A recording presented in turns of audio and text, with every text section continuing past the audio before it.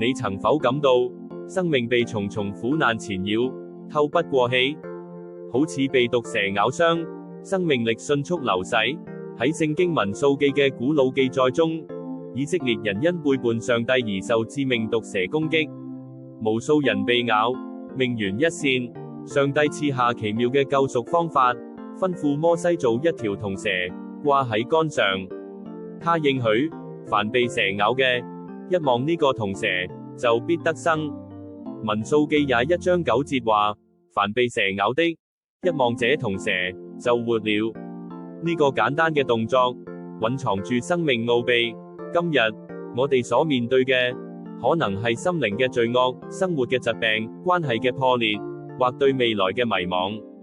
但正如當年以色列人只憑一個仰望動作就得生，我哋同樣可以仰望更高、更真實嘅救贖。